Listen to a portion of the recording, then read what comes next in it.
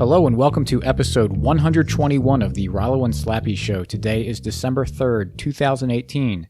I am Rollo McFlugel, and with me is Slappy Jones 2, and we are both of McFlugel.com. The show notes page for this episode is McFlugel.com/121, where you'll be able to find links to the things we're talking about, as well as ways to subscribe to the podcast and check out all the places that you can find us. And also, so you can check out LibertyMugs.com. Christmas is coming up soon, so what better way to show your loved ones that you care about them by buying them a nice, fresh mug at LibertyMugs.com. And if you use the promo code Christmas, you will get a discount on your purchase. We're running a Christmas special. I hope I remember to put that discount in because I haven't done it yet. And I don't know what kind of a discount we're going to give. But go check it out. Go to Liberty Mugs. And with that, I'm going to hand it over to Slappy, and he's going to introduce this episode. Thank you, Rollo. Thank you, everyone, for listening to the Rollo and Slappy Show. I'm Slappy Jones. Today, we're going to talk about a story we covered just about 4 years ago. It was local to us, somewhat local anyway. And it's very sad. It's the death of Joe Pacini. Rollo wrote a few articles. We really never got the answers we wanted or looked for. I know I did a little bit of Googling over the years to see if there's ever been updates, and we really haven't gotten them. But we thought it would be good to bring this story up to somewhat spread awareness or at least let people know the story. So Rollo, why don't you give us a little bit on Joe Pacini? Sure. So I guess we'll just kind of start it from the beginning and kind of how we heard about it. I remember it was December 30th, 2014. Yep.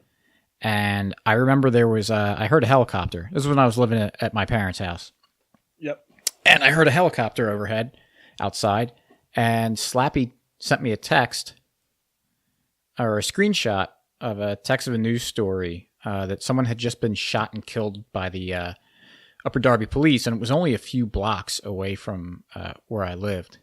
And so we flipped on the local news to see if anything was going on, because that's not a story. That's not something that typically happens. Doesn't happen. Yeah. No, I mean, every once in a while in that general area. It's not far from Philadelphia, so you hear stories of people getting shot in Philadelphia. Like, absolutely. Yeah, that's kind of normal. But when it's a few blocks from your house on a road that I would drove down all the time, it was basically where I would go for runs. It kind of hits home a little bit. Yep. So we're obviously, we're libertarians and care about stories about the police and violence and all this kind of stuff. So it kind of piqued our interest for a few reasons. So I'll just read off there's an article from NBC Philadelphia, how they reported it.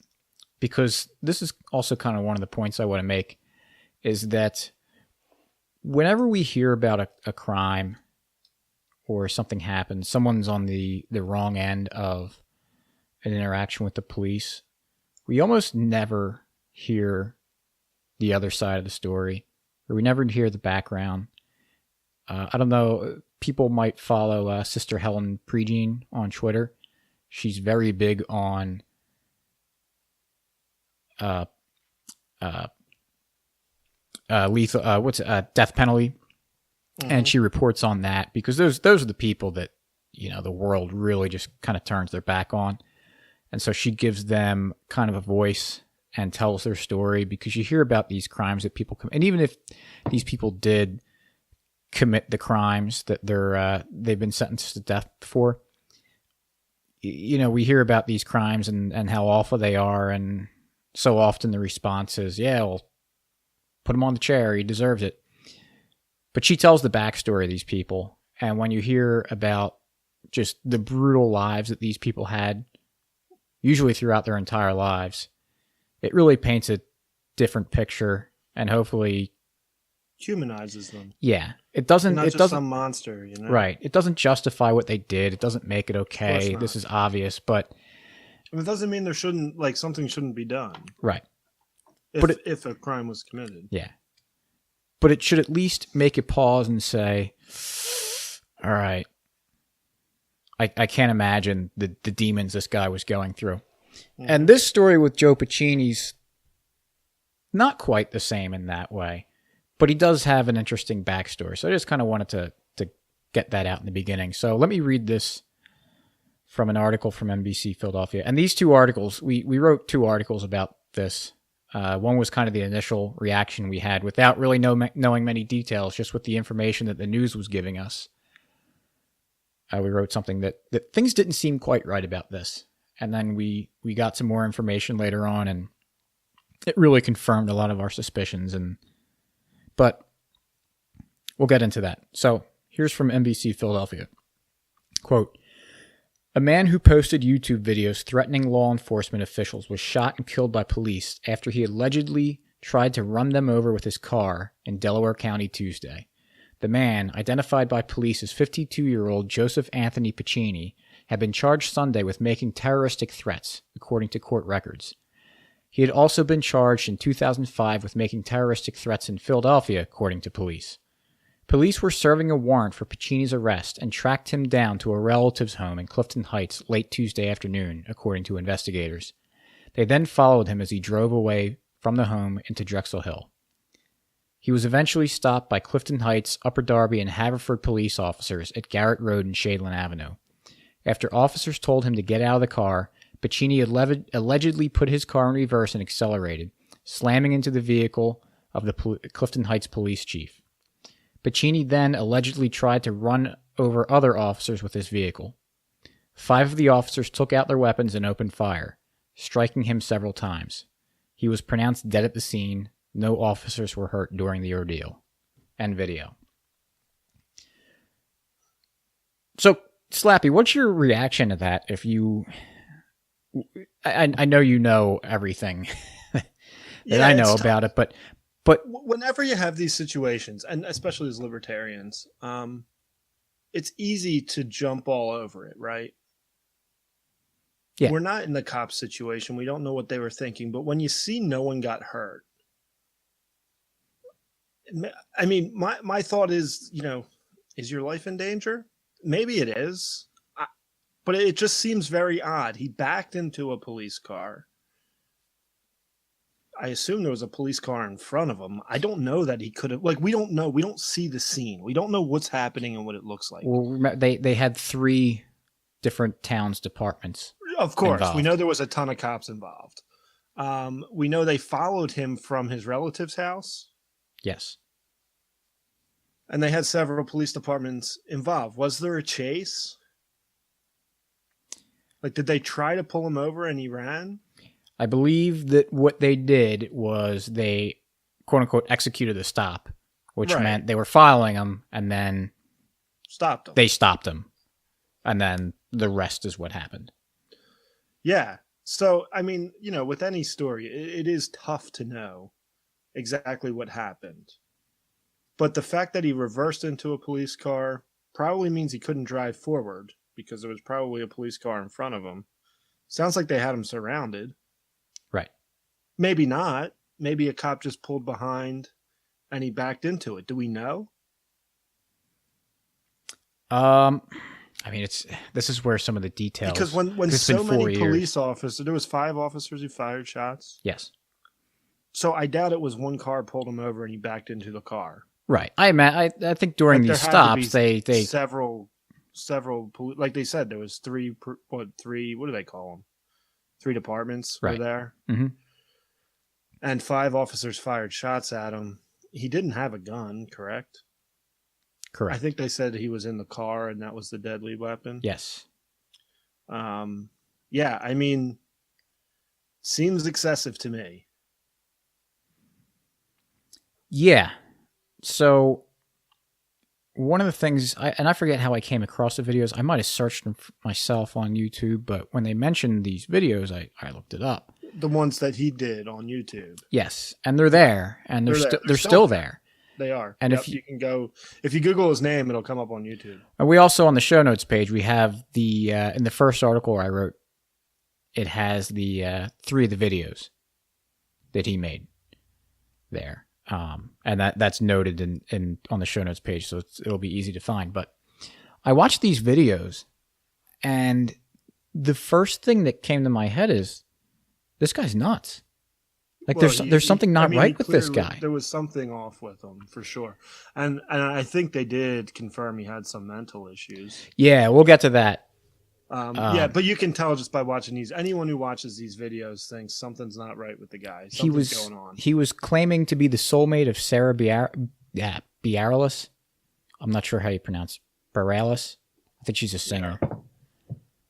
And then another one, like and also he did make threats against the police. Well, he did. Yeah, he was talking about how he didn't want to go to prison again, and he thought that he was saying that there was apparently he had some altercation at a gym that he went to. Yep. And as a result, someone called the police. And yeah. What happened with that? So this was before. Yeah, it was like a verbal altercation he got with someone, and someone, either the gym or the other guy in the altercation, called the police. And so someone from the police department called him, left a voicemail, and it was actually like a fairly innocuous call. Him just saying like, "Hey, I heard you had some trouble at the gym. Just want to talk to you, kind of see what happened." That's okay. Yeah. Not really that. Didn't seem like that big of a deal. I mean, we can put aside any sort of police entrapment. We'll give him the benefit of the doubt that they were just trying to figure out what was going on. And he played this voicemail on the one video, and he said, "See, this is proof that the FBI is out to kill me." And he said that, if the police, saying to the police, if you leave me alone, I'll leave you alone. But if you come after me, I'll take as many of you out as I can before you take me out. So were there threats? Yeah. But again, there's clearly mental issues going on here. Clearly. And so and this show, we see these stories a lot where the police get called, even if it's not a case of someone making threats against the police, but someone's son or husband or some of their family members having a mental issue, and the police show up and they end up shooting him because he's having some sort of fit or episode, and he lashes out, and the police do what they do, and they draw their gun, and because they feel threatened, and they shoot him. So, like so many other stories, you have to ask the question, like, why are the police being directly involved in this instead of someone who's professionally trained to handle people like this that have obvious mental conditions that are obviously ready to lash out if they feel threatened. And then on top of that, what made it even worse, which really made me question the motives, which really made me think that after hearing these threats against them, that the police might have gotten, a bug up their you-know-what, and decided that they, maybe wanted a pound of flesh, was that they knew that he was at a relative's house, watched him walk out the door, getting into his car, and then pursued him, and then executed the stop. So he was unarmed. He was just walking out of a door. Why couldn't they have waited for him? Comes out the door. Was he on his way to the gym or something like that? I don't know. I thought he was, but that might be just me misremembering. Yeah, I don't remember. But I'm pretty sure he was unarmed, and they said the car was the weapon. Yeah. So they waited for him, knowing that he said that if you come after me, I'm going to try to take as many of you out as possible. They waited for him to have an opportunity to have a weapon, which was his car. And again, we don't know what happened exactly during the stop. I have to imagine that they've done these stops before, so I would imagine that they box it in pretty tightly. So what does going in reverse and accelerating mean? Does he mean he went 3 feet and hit the car and then went forward? Does that mean he went 4 feet going forward? Or does it mean he had a 100 feet to pick up speed or something? So I would assume that that mean it was the former. That when they're boxing someone in, that they, like I said, they make a pretty tight perimeter around them.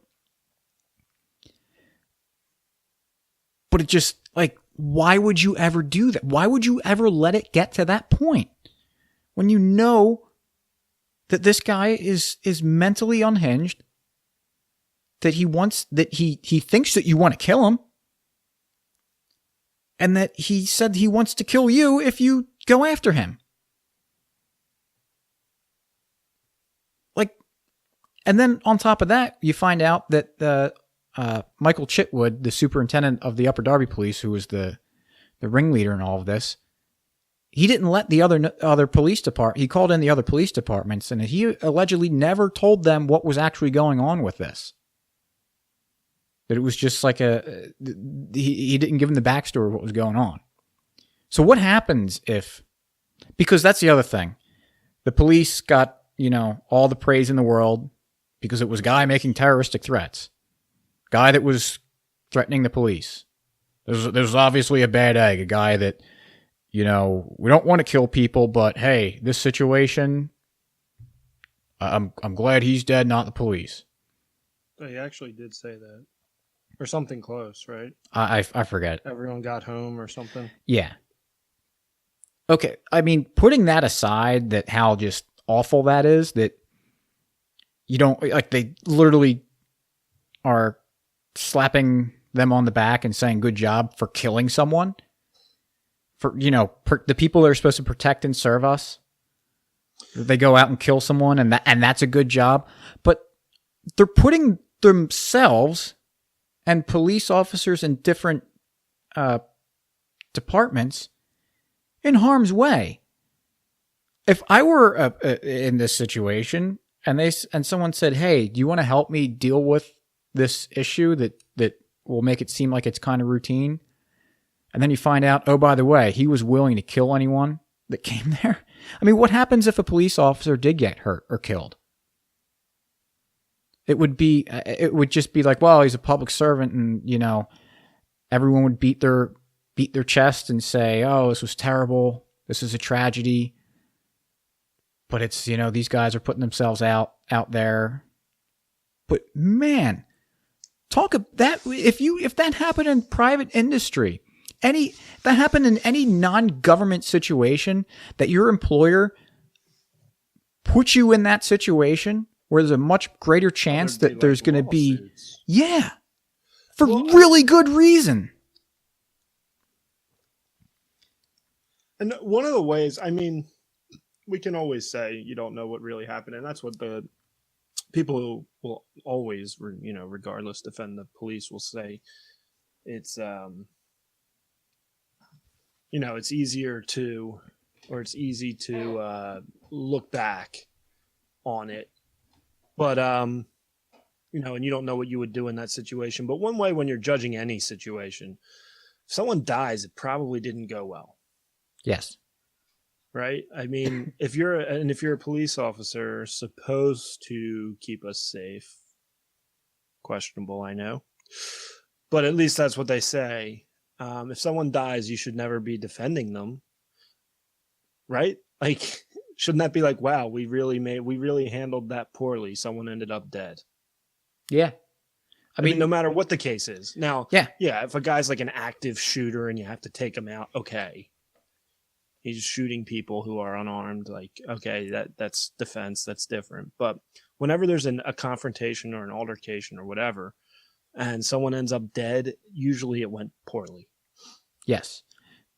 And, the reaction is going to be, well, like you were saying, you don't know what it's like to be a police officer. You're in the heat of the moment and everything. Well, there's this may be, only a couple data points instead of trends or whatever, but there's pretty popular videos out there. I remember these were in different other countries, but the one was a guy walked into a police station with a knife and was threatening everybody.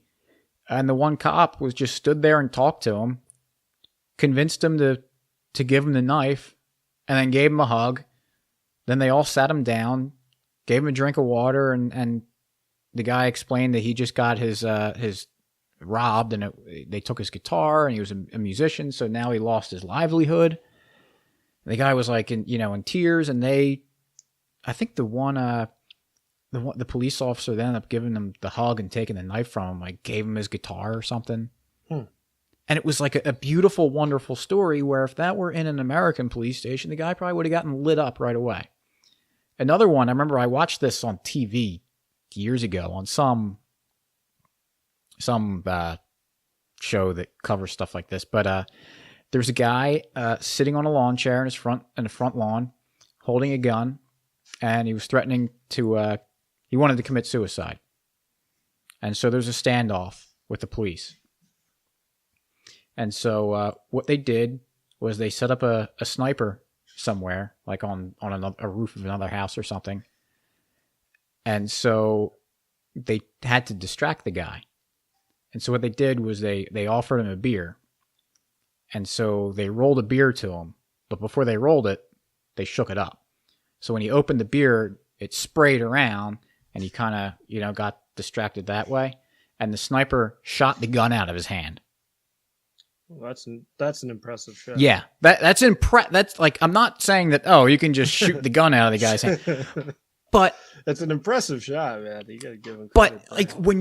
But it just goes to show that if you put the effort into it, there's other ways to handle it if it didn't work, and something, at least it was pretty obvious that they were putting in the effort. And I mean, really though, like worst case scenario has to be someone died. Yes. Like going into any situation, it shouldn't be like, here's the rules for when we can shoot. It should be, how do we get out of here and get everybody home? Yeah, exactly. So with all that in mind, let's go to the next part.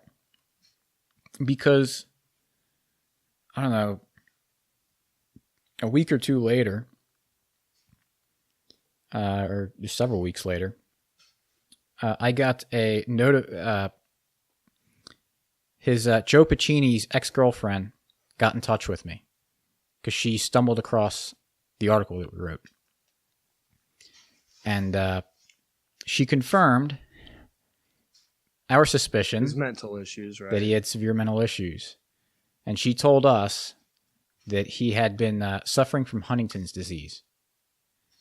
And it was a hereditary thing. Yep. It severely it affects everyone differently, but it causes severe motor skill damage, and it just like destroys the ability of your mind to function correctly. And it is hereditary, so his younger sister has it, and as of 4 years ago, she was in like full nursing care because of it. Like she lost all motor skills. He had an older sister who didn't have it, but his father had been diagnosed with it, and I think his grandfather had it too. Yeah. But when his father got diagnosed with it, he committed suicide because he didn't want to deal with what he saw his other families had to go through. And if I remember correctly, that was part of why Pacini didn't want to get married. He didn't want to have kids and put them through it. Yeah. Like, it is, in many ways, just a completely life-altering disease, even when it doesn't really hit you that hard yet. Just when you realize you have it, when you get diagnosed with it. Like, his life was completely changed. And his ex-girlfriend, who remained friends with him because she did care about him. Mm-hmm. That was clear. Yeah. She said that, like, what you saw in the, like, what upset her too was that she's saying, like, what you hear in these news stories, what you see in the videos, that's not Joe. That was the disease. Mm-hmm. He was he had a business. I think he wrote a book or something. But she said he was like the kindest, gentlest person that would do anything for you. And just it you could tell it broke her up, that it changed him so much. And then obviously what ended up being the final result. She also told us that, or she claims that he was never violent. He had his episodes sometimes, and he would get angry, but he was never violent. But one time, he did have an outburst that ended up having his mother call the police to get help for an intervention for it. Which, that's important, because there should have been some sort of record on top of his arrest. Yeah, they knew about him in 2005 for making, these threats. So that's another reason why there should have been them taking a step back and saying, all right, we maybe we got to deal with this a little bit differently than just someone else who's making threats against the police or making some sort of, quote unquote terroristic threats. I hate that term too. Terroristic threats. It's thrown out. Yeah, you hear that all the time. So,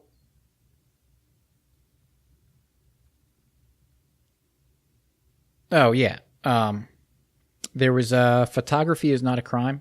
Cover the story, and that's where apparently the dispatch recording. Yeah, they made no mention of the possible mental issues when they were requesting backup from the other departments. So that's whether or not they knew at the time when they were going. I don't know, but they should have. Yeah, they should have. And if they didn't, they've been called before. If they didn't, that shows they're not very well functioning. That they don't have records of people, especially when you've got a guy who's been called for an outburst with a disease that is, has mental issues it causes, and he'd been arrested before. And with the call from the gym incident, right? Oh yeah, yes, there's something fresh. Yeah.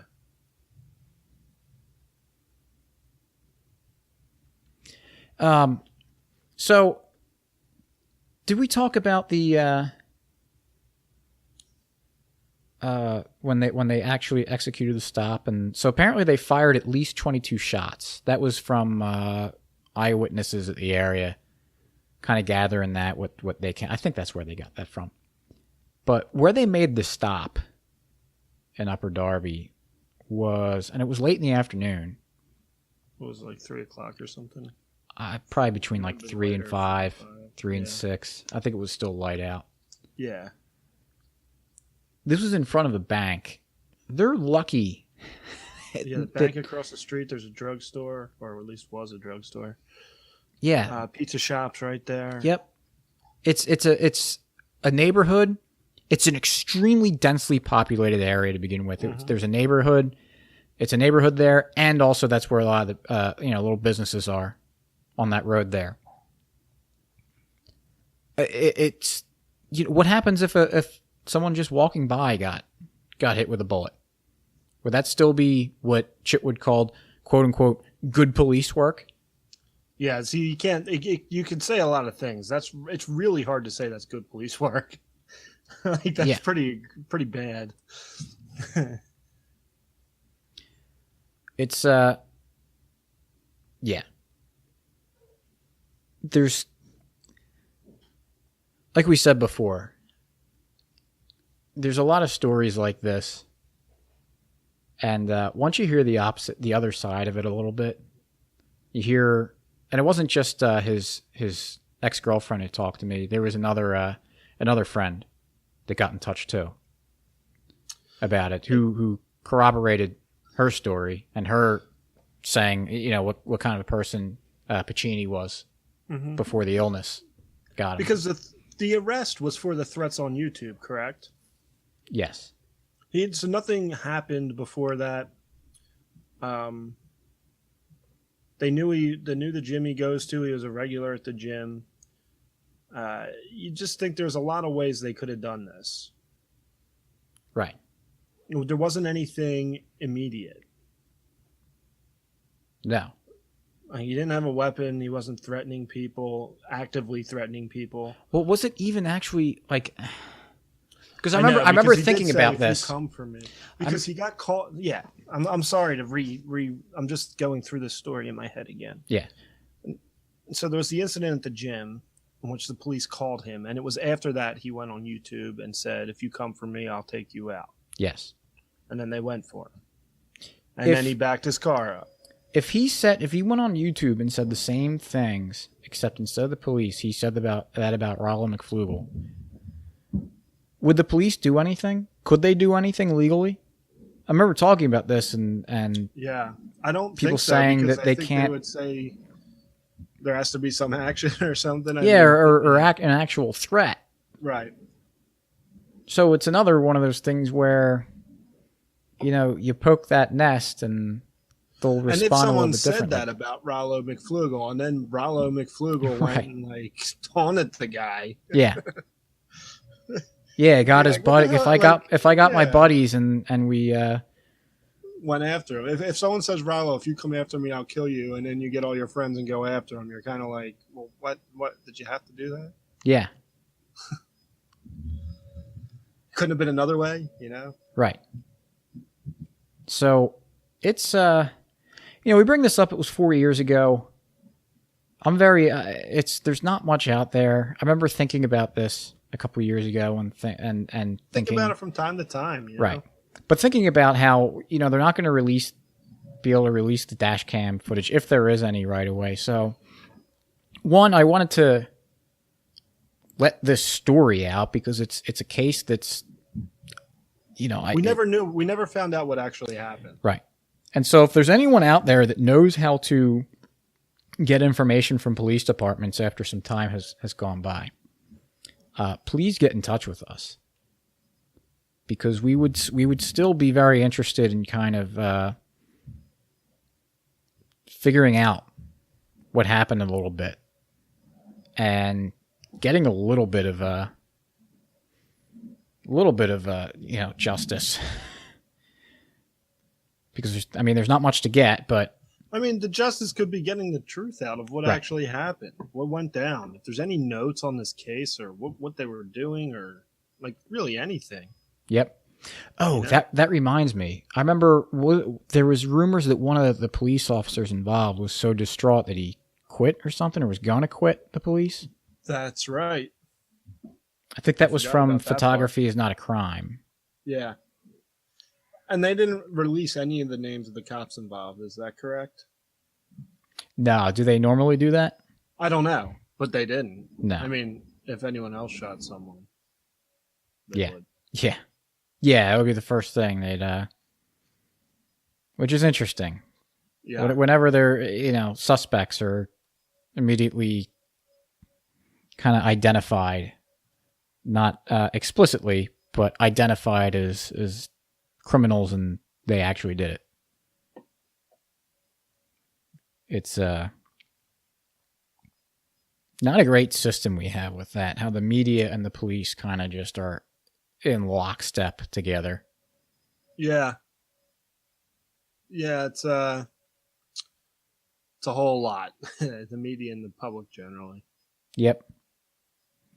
Yeah, and especially, the people in that area they very much love the police for the most part. Certainly. When Chitwood says it was good police work, they're gonna. It just takes that really bothers me. That takes balls where someone dies by your guys and 5 of them shot him, and you say that's good police work. That's probably the worst possible scenario. Even if it's necessary, even if killing someone's necessary, it's never good. Right. You'd never be like, that's a good job today. Someone died. Wouldn't you go back and look at it and say, how could we have done this differently? Wow, someone lost their life. This is awful. Let's figure it out. But of course, they always have to defend each other. No matter what happens, they defend each other. You rarely hear someone come on and say who's a police officer or involved in the union or whatever say, "Man, that was a terrible job. Someone died." Yep.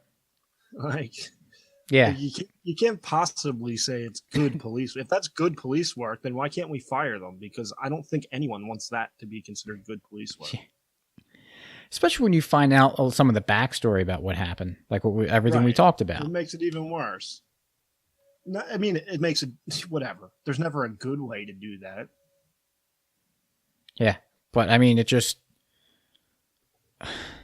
like you said, we should be able to fire these people.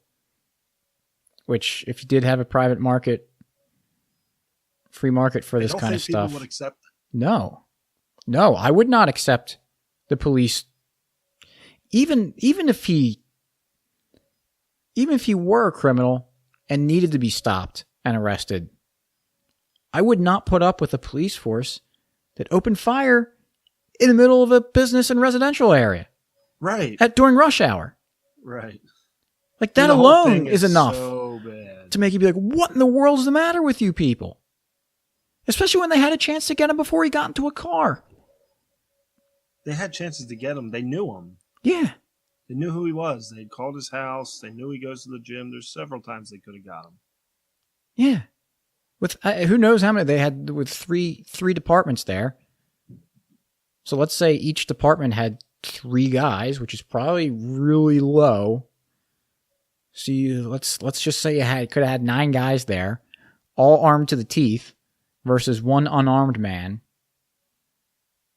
But you wait till he gets into his car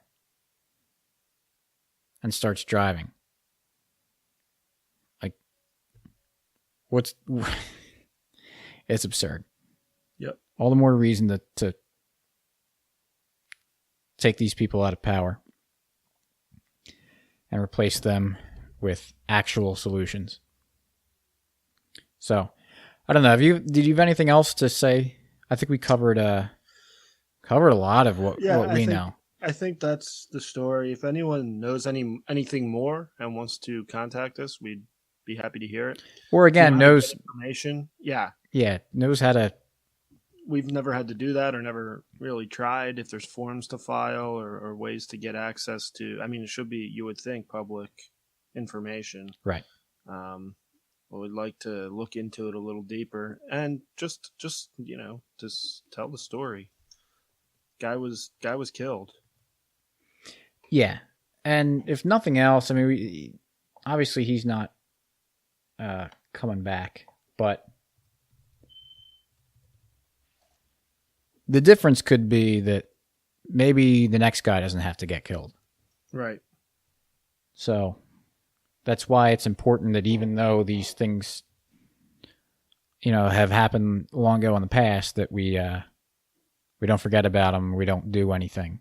We don't not do anything about them. So with that, I guess we can go to the free market success story. Yeah, you got one? Yeah, so I was driving home today from work, and about a mile or so from my house, I saw the police had someone pulled over. Didn't think much of it. And when I got home, I got an email from nextdoor.com from someone. I didn't really make fun of nextdoor.com because there's some pretty insane and stupid and funny things that people post there. But a guy wrote that, hey, just wanted to let everyone know that at intersection XYZ, the police are sitting there waiting for people to pull them over for not making complete stops at stop signs. I know this because my wife just got picked. So a little way that you can use one of the fruits of the market to benefit everybody else. And so now I know that when I'm driving to and from work, I'm gonna make sure that I make a complete stop, even though I can see everything around me. Well, I'm sure that if a car in your driveway or one of your neighbor's driveway got broken into, they would do the same thing. So that site's good. I mean, they're looking out for the neighborhood and they're letting people be aware that there's criminals in the area, even if they wear costumes, and to avoid them. So, yeah. I don't know. I'm gonna have to like grind the clutch on my tractor when I go through that intersection next time. So Saved it. I got it.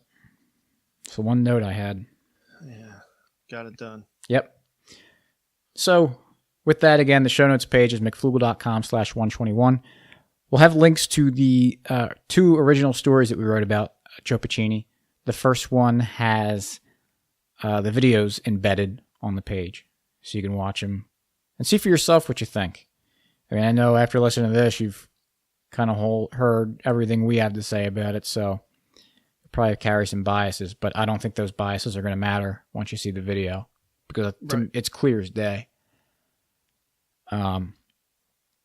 And also on the show notes page, make sure to subscribe to us, iTunes, Stitcher, YouTube. We're on all the podcatchers. Subscribe to the email newsletter at mcfool.com, and you'll get a discount at libertymugs.com. And over again, go to Liberty Mugs and use the discount code Christmas, and you will get a discount. To be named later. Yes.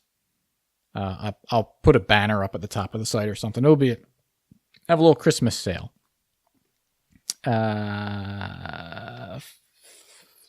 our friends podcast, Free Man Beyond the Wall with Mance Raider. We recorded with him last week, kind of a follow-up to our episode 120 with Dino talking about free markets and capitalism versus socialism. So Dino wasn't able to make it to that episode, but we kind of gave a little bit of our side to talked a little bit more about how we really felt about it. So be sure to check that out. I don't think he hasn't released it yet, but it'll be good. I think you said it'll be out this week, I think. Yep. Yeah. Yeah, so be sure to check that out when it comes out. Also, check out Friends Against Government podcast, Peaceful Treason podcast, and the aforementioned Dino and the Rogue File. So with that, we'll catch you next week. Peace.